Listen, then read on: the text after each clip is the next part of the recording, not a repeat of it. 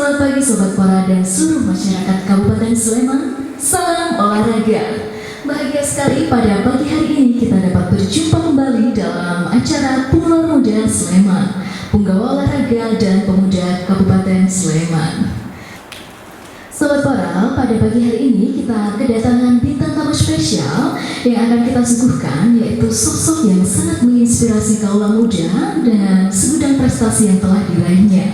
Dan untuk yang pertama, langsung saja kita simak video berikut ini. Assalamualaikum warahmatullahi wabarakatuh. Perkenalkan, nama saya Bambang Joko Gambiro. Ada yang memanggil saya Bambang, ada yang memanggil saya Joko, ada yang memanggil saya Bagam. Tapi yang penting Gambiro tetap ada. Saya dilahirkan di Yogyakarta 1 Maret 62 dan saya sekarang bertempat tinggal di Candi Gebang, Wedo Martani, Ngemplak, Sleman. Saya menggeluti bidang olahraga karena saya senang olahraga pada prinsipnya. Kebetulan cabang yang saya senangi, saya geluti, saya tekuni adalah angkat berat dan binaraga. Sejak kelas 5 SD itu saya sudah senang angkat beban. Dulu namanya halter, itu pakai dumbbell kecil itu. Saya kelas 5 SD sudah mulai. Kemudian ikut klub, namanya klub Garuda Mataram.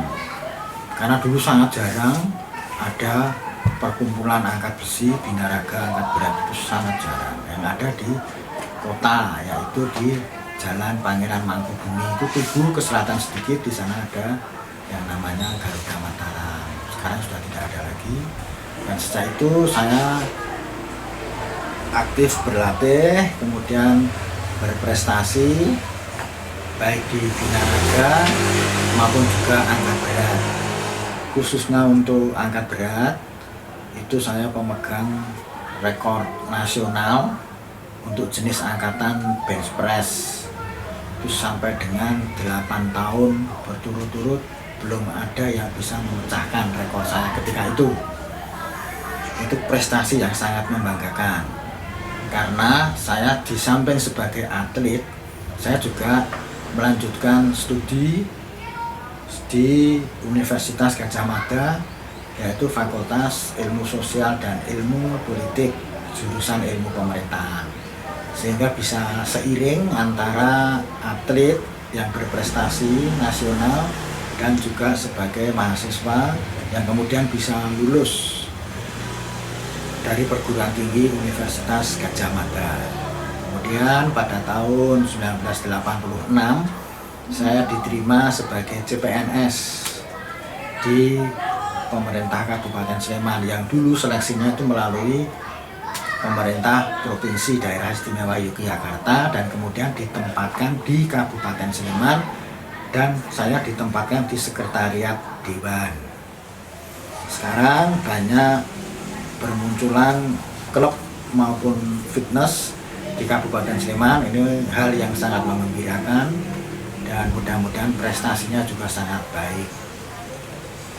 Bisa membawa nama Kabupaten Sleman, membawa nama Daerah Istimewa Yogyakarta di kancah nasional maupun internasional. Kemudian prestasi terakhir, saya sebagai pelatih di PON 14 itu, sebagai pelatih, dan sebelumnya juga sebagai tim manager di PON. Setelah saya purna, saya tetap aktif berolahraga karena saya juga mempunyai sanggar atau klub fitness yang ada di rumah saya sendiri. Itu menunjang kebugaran saya maupun juga adik-adik yang akan berlatih di fitness saya, namanya Deltoid Fitness, yang berada di rumah saya, Gebang, Wedo Martani, Ngemplak, Sleman. Aktivitas saya setelah purna tugas, saya tetap melanjutkan kegiatan saya dengan olahraga, bersepeda sambil mengkampanyekan kegiatan giat berolahraga dan anti penyalahgunaan narkoba, yaitu kerjasama antara Dinas Pemuda dan Olahraga dan BNNK, Badan Nasional Narkotika Kabupaten Sleman. Jadi ini suatu sinergi dan saya sedang keliling di Kabupaten Sleman. Saat ini saya sudah dapat 10 kecamatan dan tinggal 7 kecamatan lagi yang akan saya kelilingi dengan tetap membawa misi dari Dinas Pemuda dan Olahraga dan juga dari BNNK Kabupaten Sleman. Saya rasa itu yang bisa saya sampaikan. Mudah-mudahan ini memberi motivasi bagi generasi muda, bagi adik-adik saya, bagi generasi yang penuh dengan harapan karena giat berolahraga dan anti penyalahgunaan narkoba. Sekian, salam olahraga. Assalamualaikum warahmatullahi wabarakatuh.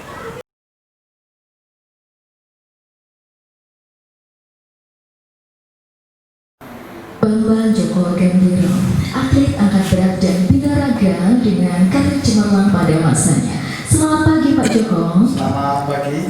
Ya gimana nih Pak, setelah melihat tayangan video tadi kembali bersemangat mungkin gitu? Wah, saya senang sekali. Senang sekali. Karena itu adalah prestasi yang bisa saya raih saat itu. Oke, nah melihat perjalanan karir Pak Joko nih, tadi disebutkan 8 kali juara berturut-turut 8 tahun gitu ya Pak, bertahan 8 tahun. Nah ini dulu awalnya gimana Pak, bisa menekuni olahraga angkat berat dan binaraga itu awalnya gimana? Ya, saya senang dengan olahraga khususnya yang angkat berat dan binaraga karena merupakan posturnya sangat bagus. Saat itu terinspirasi dari film Tarzan. Dulu pernah ada film Tarzan yang diwajibkan semua siswa itu untuk menonton film itu. Nah, kemudian dari situ terinspirasi betapa gagahnya, betapa senangnya kalau bisa menjadi sosok seperti itu. Berarti terinspirasi dari film Tarzan nih pemirsa, seru ya Pak. Nah untuk sekarang ini Pak, tadi kan juga disebutkan selain olahraga Bapak juga melanjutkan studi gitu ya di Universitas Gadjah Mada. Nah untuk pembagian waktunya sendiri itu gimana Pak? Untuk membagi antara berlatih untuk olahraga dan pendidikan itu seperti apa? Ya, untuk membagi waktu itu memang harus ada prioritas yang utama. Kalau prioritas yang utama, kalau itu bisa dinomorduakan, kita nomorduakan. Misalnya ada kejuaraan nasional yang bersamaan dengan ujian mata kuliah. Kalau mata kuliah kan besok bisa diulang. Kemudian kalau prestasi untuk olahraga kan kejuaraan nasional hanya 1 tahun sekali, maka saya ambil kejuaraan nasional itu dengan risiko saya harus mengikuti ujian ulang karena saya tidak berkesempatan mengikuti ujian itu. Jadi harus ada prioritas mana yang harus diutamakan. Berarti di sini kuncinya skala prioritas gitu ya Pak. Ketika ada kejuaraan harus menomorduakan yang pendidikannya dulu, kemudian nanti kalau misalnya ada ujian yang ini juga yang olahraganya nanti di latihannya dikurangi dulu gitu ya Pak. Dan untuk saat ini nih Pak, saya penasaran mungkin kalau misalnya pertandingan selama 8 kali berturut-turut itu kan pasti ada momen gitu ya Pak yang mungkin sangat berkesan atau mungkin sampai sekarang terngiang nggak bisa terlupakan. Itu momen apa itu Pak di kejuaraannya? Pertama kali saya terjun di kejuaraan itu langsung menyamai rekor nasional, yaitu 100 kg, itu menyamai rekor nasional. Saat itu saya juara 1, tapi baru menyamai rekor nasional. Nah sesudah itu saya merupakan pemegang rekor nasional, ialah selalu memecahkan rekor, karena rekornya yang pegang saya sendiri. Jadi memecahkan rekor selama 8 tahun itu. Memecahkan rekor yang dipegang sendiri selama 8 tahun berturut-turut gitu ya Pak. Oke, dan untuk saat ini nih Pak, ada hobi yang digemari nggak setelah tidak lagi menjadi atlet, setelah purna dari bertugas bekerja gitu? Mungkin di rumah ada hobi apa sekarang yang digemari atau mungkin masih bergelut dengan angkat beratnya atau ada hobi lain gitu Pak? Ya, di rumah saya juga mempunyai sanggar atau klub fitness untuk menjaga kebugaran, juga untuk masyarakat umum di sekitar. Di samping itu saya juga bersepeda ke lokasi-lokasi wisata yang akan bisa menyenangkan hati, baik itu bagi masyarakat sekitar maupun juga mengenang sejarah. Jadi saya bersepeda, sepedanya saja sepeda yang kuno, berpakaiannya juga pakaian seperti saat itu. Kemudian lokasi yang saya kunjungi juga lokasi-lokasi wisata bersejarah. Dengan menggunakan sepeda kuno kesayangan mengunjungi lokasi wisata di daerah Sleman. Iya, di daerah Sleman. Oke, dan ini sekarang sudah tersedia nih Pak, foto waktu Bapak mengunjungi mana nih Pak? Nah, ini di Candi Prambanan. Candi Prambanan. Iya. Candi Prambanan dengan kostum yang seperti itu ya Pak? Iya.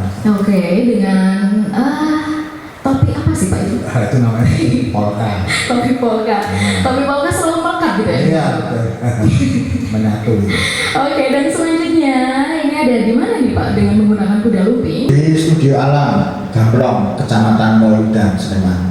Itu ada festival kuda Kepang. Festival Kuda Kepang, tapi tentunya Bapak kesana juga menggunakan sepeda kesayangan. Sepeda, ya, betul. Tetap bersepeda. Dan untuk selanjutnya masih ada lagi foto satu lagi. Ini foto di mana nih Pak? Waktu event apa? Itu mengikuti Tour de Sleman. Tour de Sleman. Tour de Ya. Sleman itu kalau boleh tahu dulu startnya di mana Pak? Itu startnya di Balai Desa Condong Catur, Kecamatan Depok. Ya, Kemudian rutenya melewati berbagai tempat wisata. Kemudian finishnya di Embung Kaliaji Turi. Diikuti oleh ratusan peserta. Ratusan peserta semuanya bersepeda gitu ya Ya. Pak.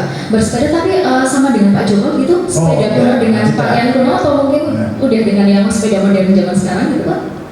Semua memakai sepeda yang zaman sekarang itu. Jadi itu karena satu-satunya, maka saya menjadi ikon, kemudian menjadi semacam barisan terdepan untuk menjadi ikonnya. Menjadi ikon dalam Tour de Sleman, sangat membanggakan ya pemirsa, dan asik sekali tentunya mungkin bisa dicontoh untuk kita semua bisa bersepeda untuk mengisi waktu luang. Oke, menjalani hobi bersepeda mengelilingi tempat wisata Kabupaten Sleman sembari menggalakkan kampanye anti narkoba gitu ya. Itu merupakan pilihan yang diambil oleh Bapak Joko Gambiro untuk melanjutkan petualangan hidupnya. Iya. Dan untuk selanjutnya, selain Pak Joko nih, kita sudah menyiapkan bintang tamu yang tidak kalah menginspirasi. Siapakah beliau? Mari kita simak video berikut ini. Check this out.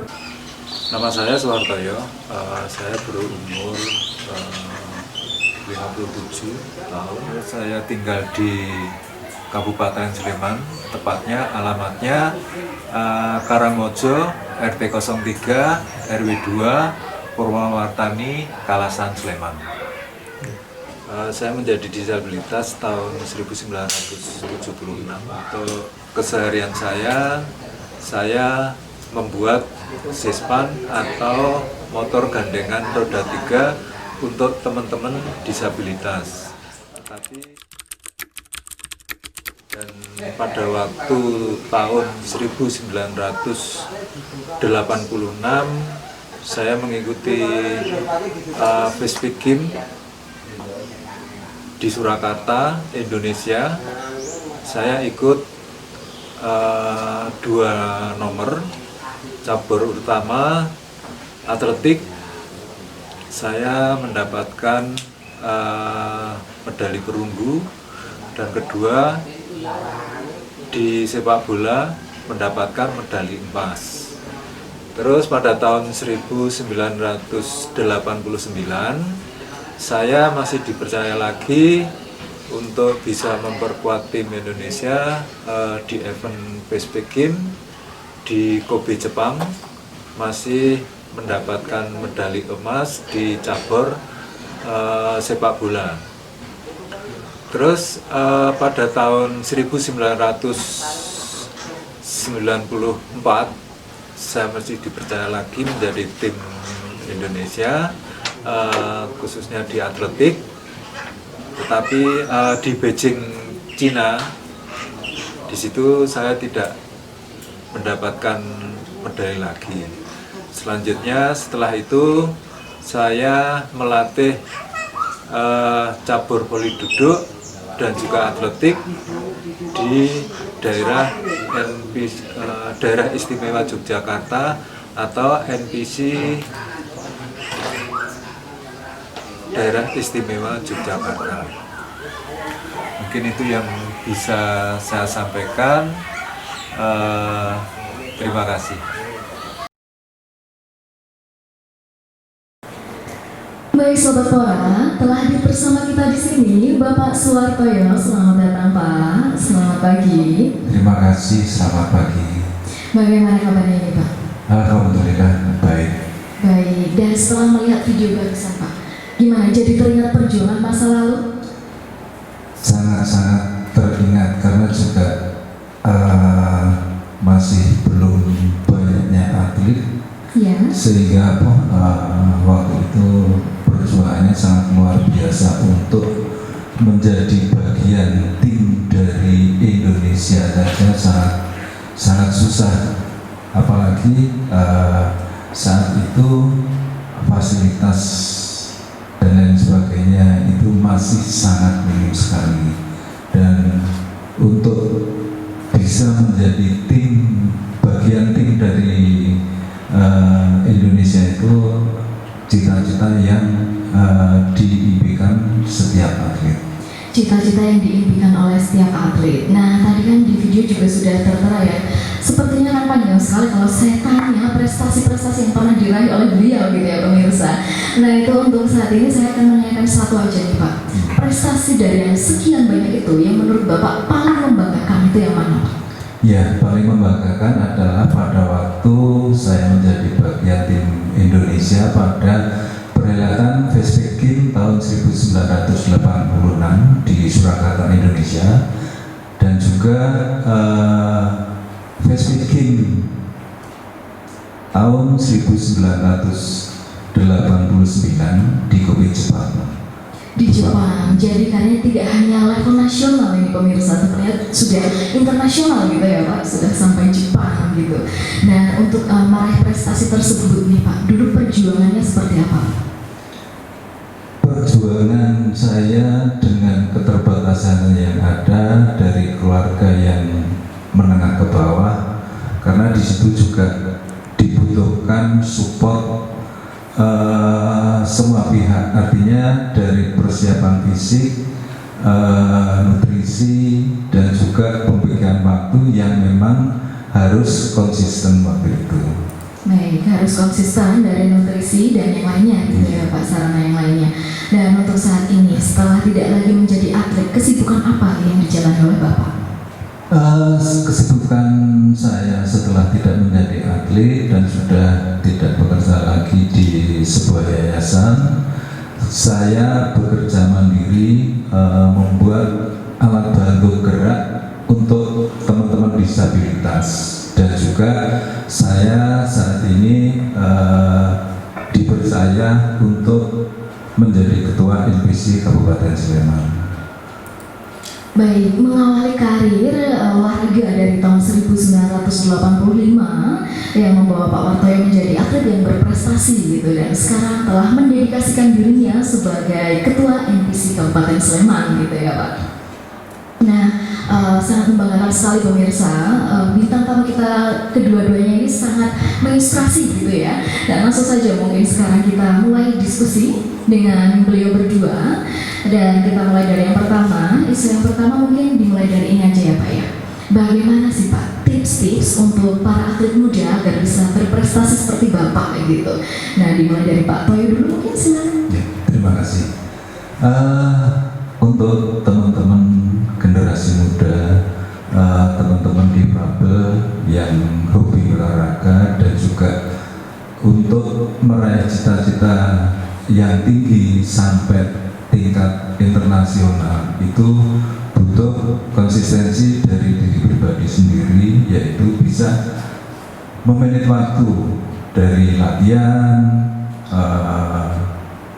nutrisi, dan juga bisa mengatur waktu untuk istirahat. Baik, poinnya di sini konsistensi dalam memanage waktu gitu ya Pak. Nah bagaimana dengan Pak Joko? Apakah setuju atau mungkin sangat berbeda opininya? Silakan Pak. Setuju dengan Pak Toyo, karena menggeluti olahraga itu tidak bisa sambilan. Untuk menjadi atlet kita harus pertama itu niat, yang kedua semangat, kemudian baru dilengkapi dengan hal-hal lain yang sebagai pelengkap saja. Yang pertama itu yang utama itu niat, dan kedua semangat. Kemudian ada nutrisi, kemudian ada instruksi pelatih dan sebagainya, itu sebagai pelengkap saja. Baik, Sobat Pora mungkin bisa dicatat ya, barusan itu adalah tips yang mungkin diberikan oleh atlet-atlet langsung ya, mungkin sudah maksudnya sudah bisa dibuktikan gitu prestasinya, bukan cuma di kancah internasional, bukan cuma di kancah nasional, tapi juga sudah di internasional gitu ya. Dan lanjut aja ke diskusi yang selanjutnya nih Pak. Sekarang ini kan lagi masa pandemi ini, kita lagi gencar-gencarnya untuk penanggulangan COVID gitu Pak. Nah di masa seperti ini, pembinaan seperti apa gitu yang bisa diberikan kepada atlet muda agar tetap bisa berprestasi, agar tetap bisa produktif gitu Pak, seperti apa pembinaannya? Monggo dari Pak Joko dulu nih sekarang. Ya, terima kasih. Jadi untuk masa-masa pandemi seperti ini kita tetap harus bersemangat berlatih. Kebetulan untuk binaraga dan angkat berat kan perorangan, bukan kelompok, jadi tidak terlalu sulit kalau itu. Jadi hanya partnernya saja, 1 atau 2 saja. Berbeda dengan permainan misalnya basket, volley dan sebagainya kan harus banyak orang. Jadi bisa tetap berlatih di tempatnya masing-masing. Kemudian ada sparring yang memberikan spirit kepada kita. Jadi di masa pandemi ini kalau untuk angkat berat dan binaraga tidak terlalu tidak terlalu berpengaruh gitu ya Pak, tetap bisa berjalan berlatih seperti biasa gitu ya.